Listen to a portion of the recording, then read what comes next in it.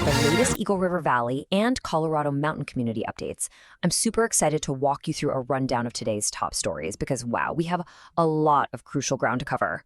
So what's driving today's headlines? Well, we're tracking a huge macro to micro ripple effect today. We're going to start with federal fuel relief, navigate some heavy local school news right here in the high country, check out some really cool alpine tech innovations, and then wrap up with some major regional sports victories. Let's dive right in. All right, let's start with Section 1, Federal Gas Tax Paused, looking at the ripple effects from the Middle East. Right now, international headlines are literally flashing red.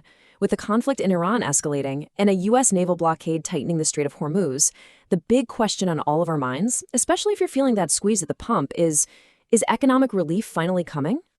You see, we're watching a textbook global chain reaction right now.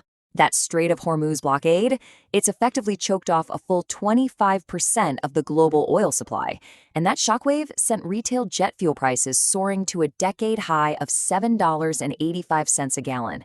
Crazy, right? Because of that, airlines are now projecting a massive 20% fare hike and raising bag fees.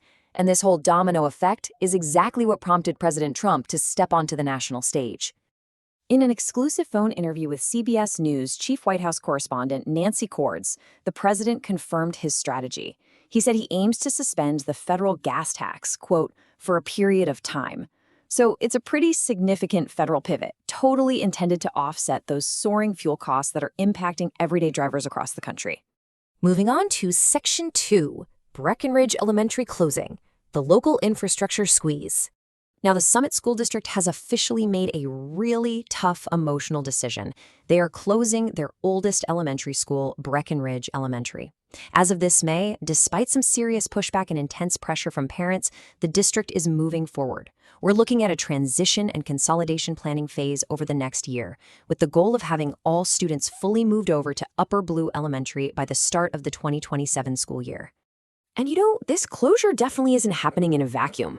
The real catalyst here is the severe regional housing crisis, which is literally pricing families out of the high country. As those families leave, school enrollment naturally drops, and that directly creates some massive budget shortfalls for the district. So, the end result? Consolidation. It's just a stark reality of how local real estate economics are ultimately forcing municipal changes, even when communities push back. All right, Section 3, Wildfire Tech, Autonomous Mowers, Innovation meets Extreme Drought. So right now, a staggering 97% of Colorado is under moderate to severe drought. And this creates a pretty wild contrast in our region. I mean, while vail firefighters are actually out in their river right now practicing swift water rescue exercises in their rafts for the spring runoff, just down the road, Edwards is battling bone-dry terrain. Their solution? The RC mower. This thing is an autonomous, remote-operated robotic mitigation mower. It's specifically designed to tackle the dangerous wildfire mitigation work, clearing dangerous brush in rough, steep, or totally inaccessible high country terrain that human crews just can't safely reach. The actual tactical deployment of this thing is just incredible to watch. Step 1, crews deploy the machine straight into the most rugged alpine terrain.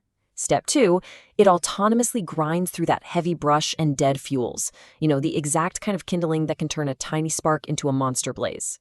Finally, Step 3 is integrating this tech with broader regional hazard reduction efforts. The county is literally engineering a safer perimeter for our local neighborhoods. Let's lighten things up with Section 4, Colorado Sports Playoff Push, High Altitude Victories.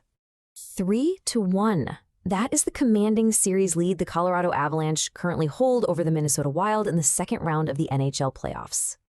Snapping back from a brief mid-series lull, which, let's be honest, had a few of us sweating, the Avs absolutely dominated Game 4. They secured a decisive 5-2 victory on Monday night. This pushes the Wild right to the brink of elimination and reminds everyone exactly why the Avs are such an absolute powerhouse on the ice. Meanwhile, that athletic excellence, it continues down on the Front Range. The CU Buffalo's women's lacrosse team just brought home some serious hardware. They are officially your Big 12 champions. And they're headed straight to the NCAA Elite Eight, totally driven by phenomenal standout play from leaders like Maddie Shoup and Jess Peluso. Just an incredible season for them. Well, we have covered a tremendous amount of ground today, from a federal gas tax pause thousands of miles away to autonomous wildfire robots right here in our own backyards. Our local mountain towns are evolving so rapidly under all these global pressures. So I'm going to leave you with this. What upcoming local shift do you think will impact your family the most this summer? Thanks so much for joining me on this explainer, and keep learning.